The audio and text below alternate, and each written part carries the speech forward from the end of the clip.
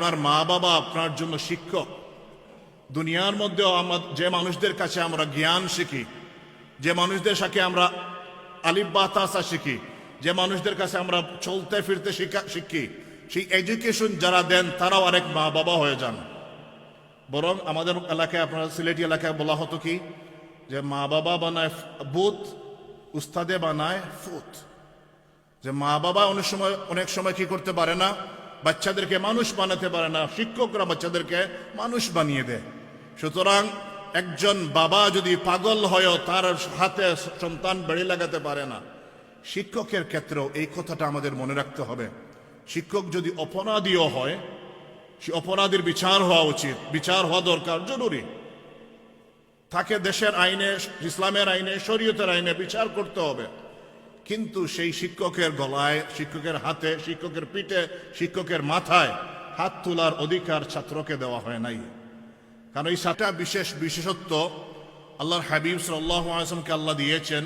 কোরআনে কারিমে যেটা আল্লাহ ইরশাদ করেছেন, ওয়া আল্লামাকা মা লাম তাকুন তা'লাম।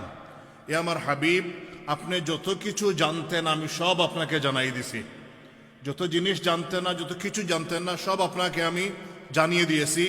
এরপর বলতেছেন, ওয়া কানা ফাদলুল্লাহি আলাইকা আযীমা। আপনার উপর আল্লাহর অনুগ্রহ অনেক অনেক বেশি। আপনার উপর আল্লাহর ফদল বা অনুগ্রহ অনেক বেশি। তাহলে আল্লাহ রাব্বুল আলামিন স্মরণ করিয়ে দিচ্ছেন, আমি আপনাকে ইলম দিছি। যা জানতেন না সেটা জানার নামই হচ্ছে ইলম।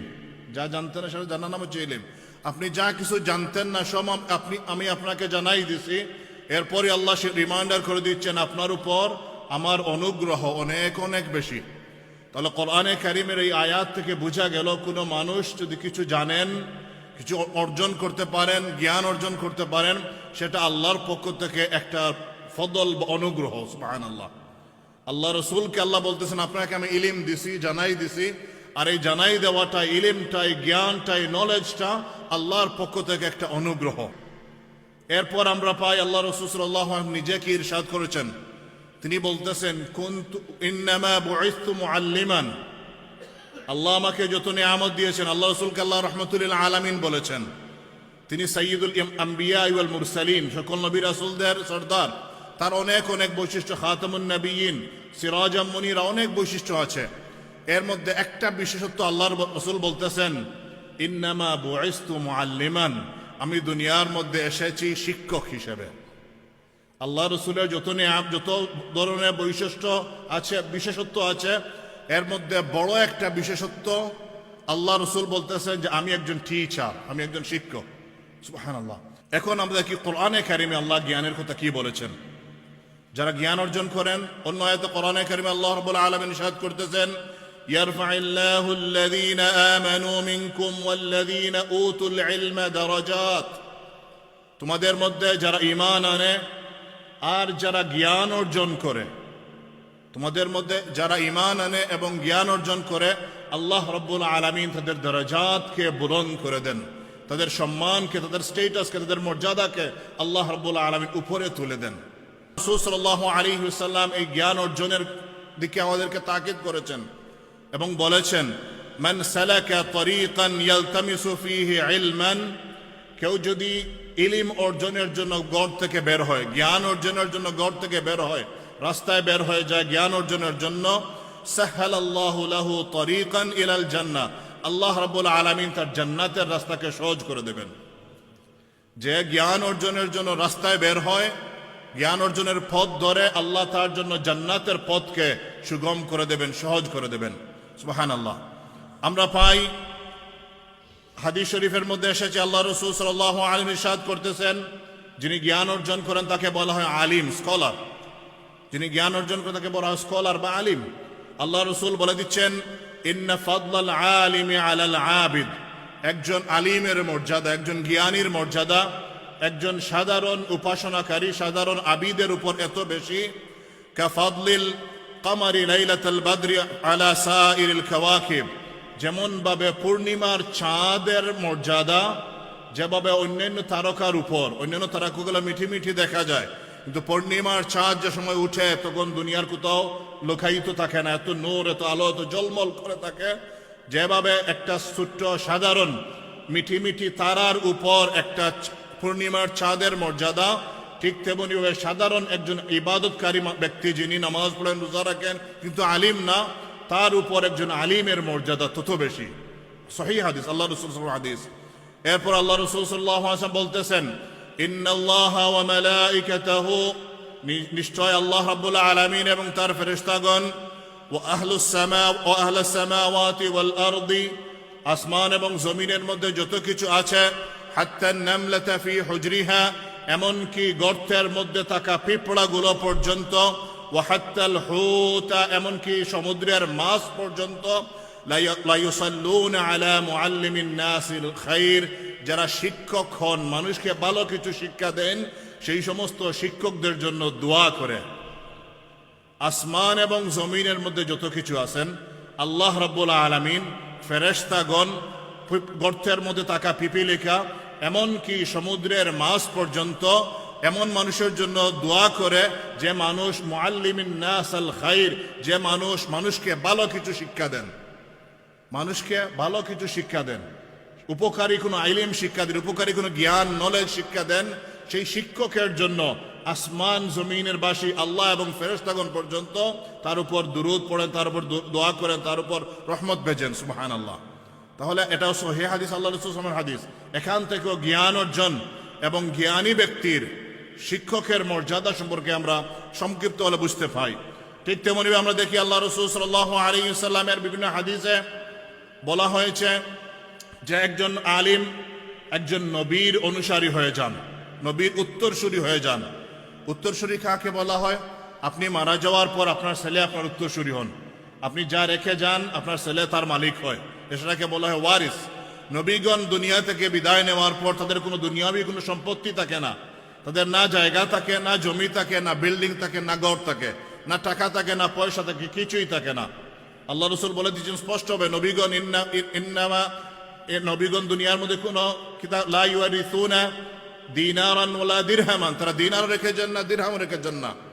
ইন্নামা ইউরিসুল ইলম, তারা যা রেখে যান সেটা হচ্ছে জ্ঞান, নলেজ, ইলিম। সুতরাং যে ইলিমটা অর্জন করবে তিনি নবীর উত্তরসূরি হচ্ছেন। সুবহানাল্লাহ। এই জন্য উলামায়ে কেরামগণকে আল্লাহ রাসূল সাল্লাল্লাহু আলাইহি ওয়াসাল্লাম নবীদের উত্তরাধিকার বলেছেন। সেই ক্ষেত্রে আমরা দেখি ইমাম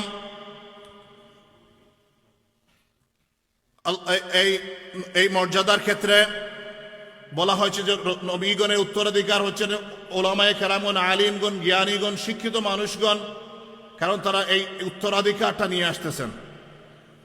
আমরা এই যে মর্যাদা আল্লাহ রাব্বুল আলামিন দিয়েছেন একজন জ্ঞানীর, একজন আলিমের, একজন স্কলারের, উলামায়ে কেরামগণ বলেছেন এই জ্ঞান অবশ্যই সর্বপ্রথম এবং সর্বপ্রধান জ্ঞান হচ্ছে দ্বীনের জ্ঞান।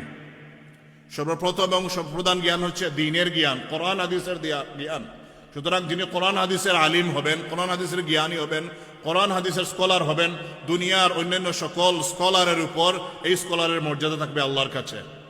কিন্তু এর অর্থ এই না যে এই জ্ঞানটা কেবল কোরআন হাদিসের জ্ঞানের মধ্যে বা এই দুনিয়া কেবল ইসলামিক জ্ঞানের মধ্যে সীমাবদ্ধ, বরং দুনিয়ার মধ্যে যত ধরনের জ্ঞান আছে, সায়েন্স বলেন, ফিজিক্স বলেন, কেমিস্ট্রি বলেন, যত ধরনের জ্ঞান আছে, যত ধরনের ইলিম আছে, প্রত্যেকটা ইলিম যেটা মানুষের জন্য বেনিফিশিয়াল হয়, মানুষের জন্য উপকারী হয়, প্রত্যেকটা জ্ঞানকে এই জ্ঞানের মধ্যে অন্তর্ভুক্ত করা হয়েছে। কারণ আপনার যদি ডাক্তার না থাকে কমিউনিটিতে, মানুষ বাঁচবেন কিভাবে? আলিম তো আর অপারেশন করতে পারবেন না, একজন আলিম তো আর অপারেশন করবেন, একজন সার্জন লাগবে। ডাক্তার যদি না থাকেন কমিউনিটির মানুষকে বাঁচানো যাবে না। সুতরাং এই যে তিনি ডাক্তার হওয়ার জন্য যে শিক্ষাটা অর্জন করতেছেন, একটা হচ্ছে বেনিফিশিয়াল নলেজ, ইলিম, এবং এই ইলিমের জন্য তিনি উপকৃত হবেন যদি তার নিয়ত ঠিক থাকে, যদি তার নিয়তটা সহি থাকে।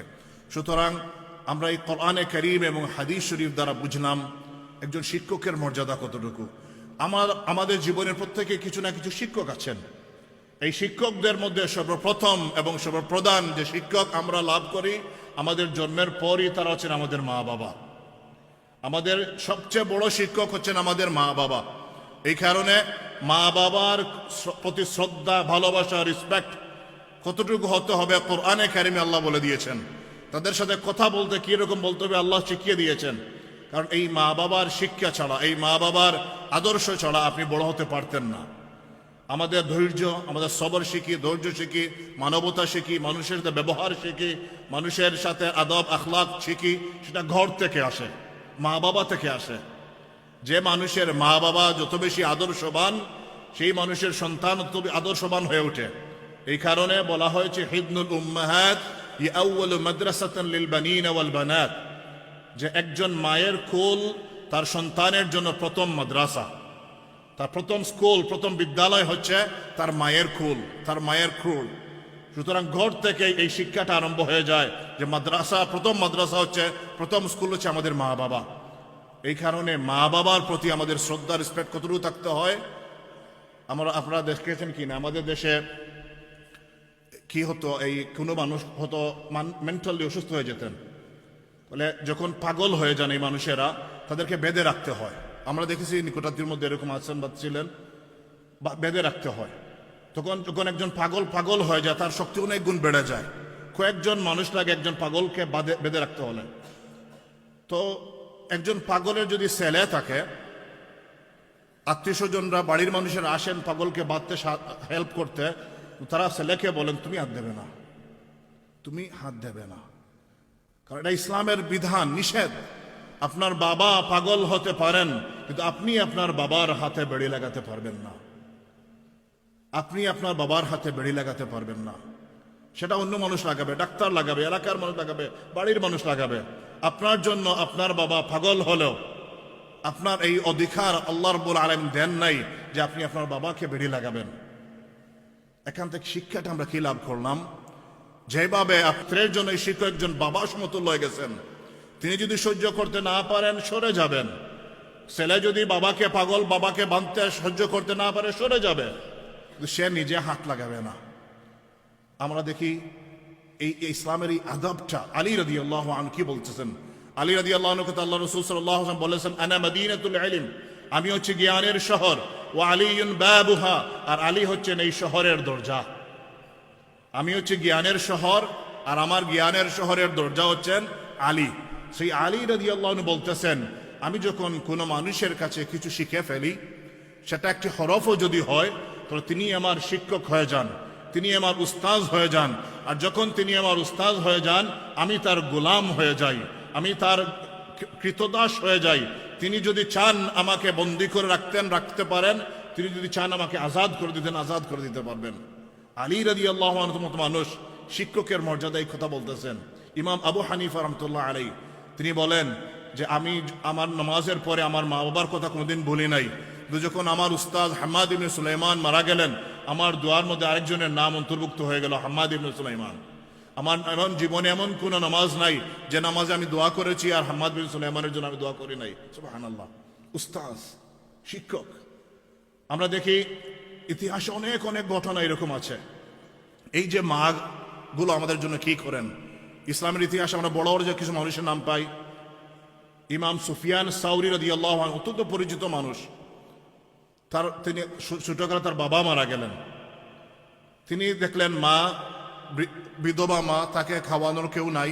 তিনি মনে করলেন আমি এখন থেকে কি করব, বিজনেসে লেগে যাব।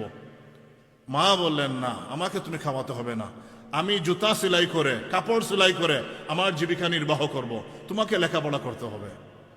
এই যে স্যাক্রিফাইস।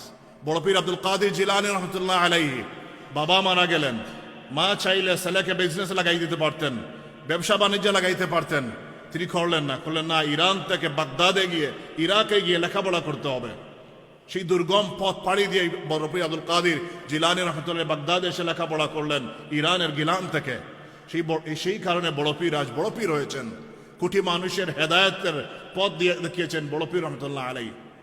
এত দূর যাওয়ার দরকার নাই। আমাদের সময় আমাদের উস্তাদ, আমাদের পীর মুর্শিদ ফুলতলি সাহেব রহমতুল্লাহ আলাইহি 7 বছর বয়সে বাবা হারিয়ে ফেললেন। মা চাইতে পারতেন, জায়গা জমি আছে, খেতে লেগে যাও, চাইলেন না। ছেলেকে কোথায় ইন্ডিয়া পাঠিয়ে দিলেন, মধুপুর পাঠিয়ে দিলেন। তাহলে এই যে মাদের স্যাক্রিফাইস, এই যে মাদের কোরবানি, এই কথা কিন্তু কেবল ফুলতলি সাহেবের মা না, কেবল সুফিয়ান সাউরি রহমতুল্লাহ এর মা না, কেবল বড় পীরের মা না, আমাদের প্রত্যেকের মাদের জীবনে এইরকম স্যাক্রিফাইস, এইরকম কোরবানি আছে বলেই আমরা যারা যে অবস্থানে আছি সেখানে আসতে পেরেছি। যার মা যত বেশি স্যাক্রিফাইস করেছে, যত বেশি কোরবানি করেছেন, আমরা তত বেশি বড় হতে পেরেছি। সুতরাং এই যে শিক্ষার জায়গা, আমাদের শিক্ষক আমাদের মা বাবা, আমাদের শিক্ষক প্রতিষ্ঠানের শিক্ষক, আমাদের শিক্ষক আমাদের জীবনের শিক্ষক, আমাদের শিক্ষক আমাদের মসজিদের ইমাম খতিবগণ, এরা যে বছরের পর বছর, আমার কথা বলতেছি না, অনেক, আমি তো যোগ্য না, অনেক ইমামগণ আছেন, অনেকেই খতিবগণ বছরে 52টা খুতবা এক একটা সাবজেক্টের উপর আমাদেরকে শিক্ষা দেন। তাহলে আমাদের শিক্ষক এরা হন না? এদের প্রতি আমাদের রেসপেক্ট, মর্যাদা, সম্মান কতটুকু হওয়া উচিত? সেই বড় বড় মানুষদের জীবন থেকে আমরা সামান্য হলেও অনুধাবন করা উচিত এবং আমাদের জীবনে প্রতিপালন করা উচিত। যখনই শিক্ষকদের উপর, যখনই উস্তাদদের উপর ছাত্ররা হামলা করবে, যখন উস্তাদের উপর ছাত্ররা খারাপ ব্যবহার করবে, অনৈতিক কাজ করবে, বুঝতে হবে কিয়ামত কাছে গেছে। যখন মা বাবার সাথে সন্তানেরা খারাপ ব্যবহার করবে, বুঝতে হবে কিয়ামত নিকটবর্তী হয়ে গেছে। আল্লাহ সাল্লাল্লাহু আলাইহি ওয়াসাল্লাম বলে দিয়েছেন। সুতরাং এই কিয়ামতকে দূরে সরে রাখতে হলে এই নৈতিকতাকে আমাদের পরিবারে প্রতিষ্ঠিত করতে হবে, আমাদের সমাজে প্রতিষ্ঠিত করতে হবে, আমাদের কমিউনিটিতে প্রতিষ্ঠিত করতে হবে, যে মানুষের প্রতি রেসপেক্ট, বড়র প্রতি শ্রদ্ধা। আল্লাহ রাসূল বলেছেন যে বড়কে শ্রদ্ধা করে না আর ছোটকে দয়া করে না, সে আমার দলভুক্ত না। আপনি ছোটকে দেখলে আপনার গায়ে জ্বলে, বড়কে দেখলে আপনি গালি দেন, পিছনে গিয়ে কথা বলেন, আপনি আল্লাহ রাসূলের দলভুক্ত মানুষ না। আল্লাহ বলে দিয়েছেন। সুতরাং এই শিক্ষাগুলো আমাদের জীবনে কাজে লাগানোর তৌফিক আল্লাহ আমাদেরকে দান করুন। আল্লাহুম্মা আমিন।